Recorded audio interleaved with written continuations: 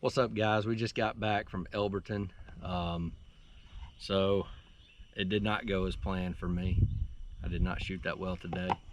Matt, behind the camera, he shot pretty good. But what I really wanted to get at today is what bow venture is all about. It's, of course, about bows, and we're going to be teaching things that we know, having fun with shoots, trying to educate on things that we've learned with, we're not pro shooters, but we shoot all the time. We study this stuff. We've talked to many pro shooters along the years, and just trying to learn, and we want to carry y'all along for the ride.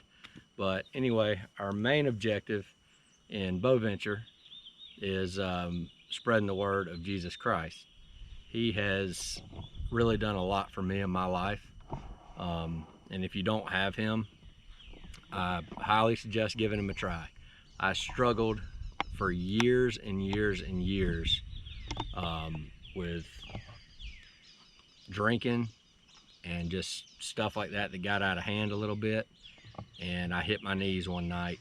And long story short, I won't get into the weeds, but long story short, he tested me. I struggled big time after that with a bunch of anxiety and depression that I'd never had before. And it was clear to me that he was forcing me to look at him, to get me on the right path. And that's what he did. And now it's been 2 years, not one sip of alcohol, and just looking forward to each day. Anxiety and depression have, I'm not going to say I've kicked it, but he's helping me through it. And a Bible verse that really helped me through everything was John 16:33. In this world you will have trouble, but take heart, I have overcome the world. What a stinking verse. That right there got me fired up, and just I put all my faith in him, and he brought me out of it, and he can bring you out of whatever you face. Like I've said before, we all got a 6-foot hole waiting on us at any moment.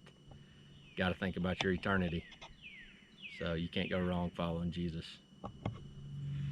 Matt, you can come around here and talk a little bit about yours. Well, they just kidding. That day we had a program at school, and it was like I tried to go back to class and I couldn't get it off my mind, and it was like this tugging. Like God was just like pulling me, like saying, you gotta go get saved now. And I still remember it. I was young, but I still remember it to this day. It was just this strong, just gravitational pull telling me, that's you gotta go get saved. And a lot of people say, repeat after me, pray this prayer and you're saved. My personal belief, it doesn't work like that. I believe a lot of young kids can get pulled into I repeated a prayer and go throughout life and end up being way later on in life, 40, 50, 60 years old, and realizing, hey, I didn't really get it. And just because they repeated something that wasn't from their heart, and just repeated it after someone. But that's kind of what happened to me. And a few years later, when I started reaching more of the age of accountability, I would say, probably 12, 13, 14 years old. Around age 14, I kind of was feeling reconvicted, and I knew that feeling I had was the Holy Spirit drawing me, but it was more of a wanting to reassure that I really got it. And I felt like I knew the Lord, but it was a point in my life where I started to mature, and I just kind of hit my knees one night and made sure I had it right, and spoke to God from my heart, and kind of reiterated that prayer. And just really, that was when I truly believe, I believe I was saved at an early age, but that was definitely a turning point to where, on your spiritual walk, there's different levels, and that was definitely another chapter I'd hit in my spiritual walk. I kind of had the same thing. I didn't know for a fact that I was saved. I grew up in a Christian household. I didn't know for a fact I was saved before my anxiety and depression made me focus on him. Well, now I know for a fact. I might have been saved before, who knows, but now I know.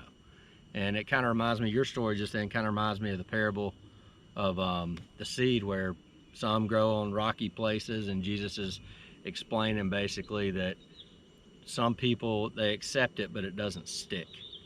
So it's questionable if you are saved. It's about a relationship and growing it with him every day. I gotta make sure the camera's staying on. It's got a timer. Oh. That's why I keep walking back there, guys. Yeah, he took a pee. But yeah, like you said, Cullen, that's introduction to bow venture, new thing. We've got a couple buddies that, you know, you'll probably be seeing a lot of, and with life comes a lot of obligations and responsibilities, and some of us have more time than others at different times to dedicate to making videos and getting this content out to you guys. But we just want to be real and just raw footage. I mean, give you the best quality video we can, but mainly just being real with you guys. And as we learn stuff, I mean, I've been pretty heavy in target archery for like 3 years now. Mm-hmm. And about a year for you now? 8 months? This is my first year, so yeah, 8 months. About 8 months now for Cullen. And I mean, guys like Tim Gillingham, Sam Smith, Jesse Broadwater, Paige Pierce. Did I say Tim Gillingham again? I'll say his name twice because him and Paige has helped me a lot. Paige helped me a lot down in Foley. Yeah. What has that been? 2 months ago? Yeah. I'm standing there on the line with her. There's 100 people around, and if y'all don't know Paige Pierce, she's arguably the best female archer in the world. Yeah. But she's standing there and she hears me huffing and puffing, and she's like, "What's wrong?" She don't know me from Adam. And I said, "I just can't get my clarifier figured out." The clarifier is what goes in your peep sight, so it'll make your Clears up the magnification on your scope. and she said, "Well, here, try this one." She handed it to me. I said, "Wow, that cleared it up." And she basically said, "You can have it." I said, No, I'll go buy one. The booth is right there." She said, "No, you have it, you keep it." So that's kind of the people we're wanting to be. People like that in archery inspire us to be that way, because it leaks over into life too. Yep. And yeah, it's just cool stuff. Yeah. Y'all stay tuned. We'll keep them coming to the best of our abilities. And Cullen's got a few buddies that likes to shoot, and one of my good buddies, his name's Justin. He actually got me into archery. I didn't know a thing in the world about it. He invited me to my first shoot. Ended up shooting pretty good. Caught the bug. Is that Chubb? As you can see, yeah. Chubb's a good guy. And you know, he gave me my first stabilizer to use. I was running a little 10 or 12 inch bar off the front. Didn't even know what a back bar was at the time. And he got me on the right track and basically opened the door to this 3D archery world, target archery, that, I mean, I want to say I never knew existed. I guess I've seen it, bits and pieces on YouTube. I'm like you. I met him. I never really knew you could just jump in and do it. I thought it was something you kind of had to, I don't know. That's how it goes along right there. You're just looking at two people, and he's in it now, and he passed it to me. So that's Chubb, him, me.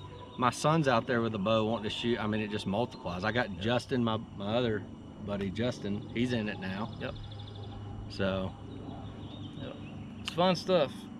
But we got things to do, and it's gonna be dark in about 4 hours. And believe it or not, Feel my phone vibrating. It's probably my wife. Get home now. Yeah. Gots to go. See you next time.